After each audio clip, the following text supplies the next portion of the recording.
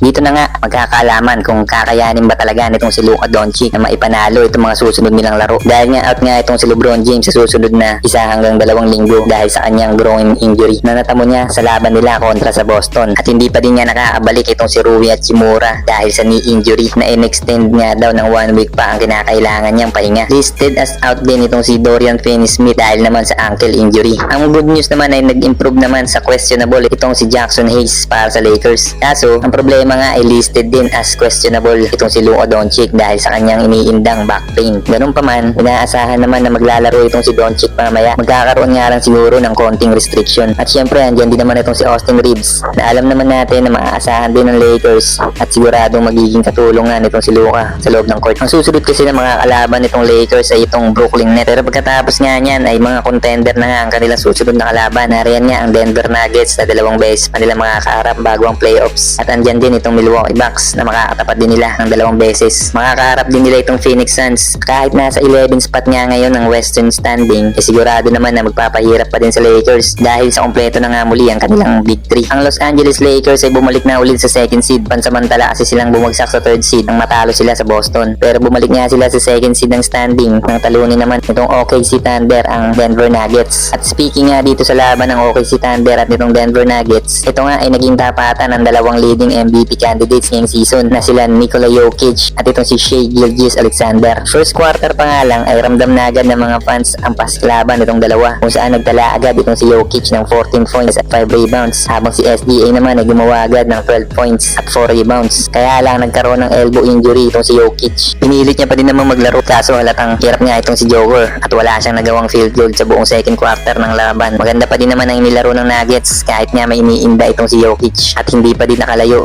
sa kanila itong Thunder at natapos sa second quarter na isa lang ang lamang sa kanila ng OKC 61-60. Sa second half ay dito na nga ipinakita ng Thunder kung bakit sila ngayon ang number 1 seed ng Western Conference. Umabot na kasi sa 24 points ang lamang ng Thunder at naging blowout na nga ang laban. Naging malaking epekto din ang natamong elbow injury nitong si Jokic. Kaya naman 9 points lang siya sa buong second half at sa huli nga ay tinambakan at tinapos na ng Thunder ang laro sa score na 127-103. Pinakita ni SDA na siya ang karapat dapat na tanghaling MVP ngayong season at gumawa siya ng halimaw na 40 points, 8 rebounds, 5 assists at 3 blocks, 26 points, 9 rebounds at 8 assists naman para kay Jalen Williams. Sa Nuggets naman ay almost triple-double pa din naman itong si Nikola Jokic na may 24 points, 13 rebounds at 9 assists, 24 points at 15 rebounds naman para kay Porter Jr. Magkakaroon nga sila ng rematch mamaya ngunit naging questionable na nga itong si Nikola Jokic dahil sa kanyang elbow injury. Isang game winner naman ang ginawa nitong si Kawhi Leonard para panalo ang laban sa overtime game nila kontra dito sa Sacramento Kings 111-110. Nanguna itong si James Harden para sa Clippers na may 29